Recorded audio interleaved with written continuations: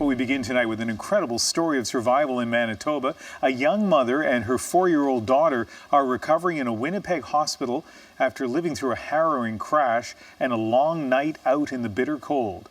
Their vehicle went into a ditch on a quiet stretch of highway, leaving them injured and shivering overnight, temperatures plunging below -25. Help finally came after 12 freezing hours when another driver saw the injured mother trying to climb a guardrail. The crash happened on a quiet stretch of Highway 23 in southern Manitoba, roughly 200 kilometers west of Winnipeg and 75 kilometers south of Brandon, near the village of Ninet. Susanna De Silva has the latest on our top story. Susanna. Well, Ian, the pair are lucky on a variety of levels. They're lucky to have survived that crash. They're lucky then to have survived a night in the bitter cold, and lucky that a driver passing by happened to notice something that motivated her to just turn around and see what was there. Now, sometime on Sunday night, 26-year-old Kristen Hebert and her 4-year-old daughter Avery were driving along a stretch of highway when they lost control near a bridge, went down that embankment to a place where nobody could see them. They're in a location where drivers passing by couldn't see them. It was a stretch of highway that wasn't very busy, and so that nobody could see that they were in that location. So all Kristen Hebert could do in the dark, in the cold, about -25 at that time, was huddle her little daughter in the hopes of being able to keep her warm through the night.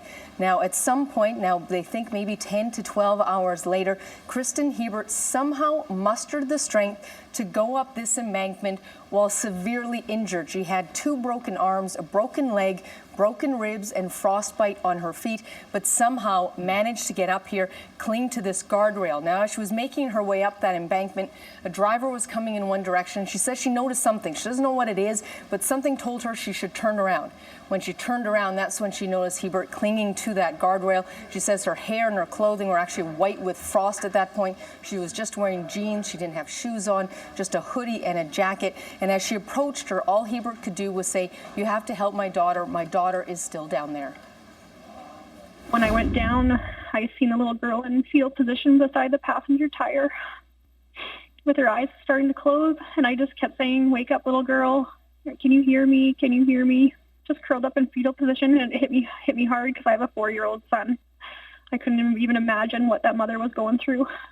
I'm just glad they're alive. I just keep visualizing that, like, it's so awful. I couldn't even imagine that poor woman, that poor mom. She's a hero because I don't know how she went through all that pain to get herself up that hill. I barely could get up that hill with that little girl in my arms. And it took me all I had to get up there. Now, they were taken to a nearby hospital, and the pair were eventually airlifted to hospital in Winnipeg, and even air ambulance officials were surprised that they made it.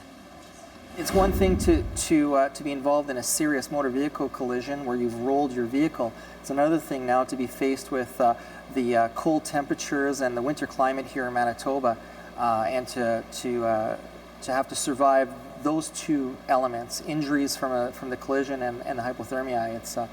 It's astonishing to see these people come out surviving those 2 elements.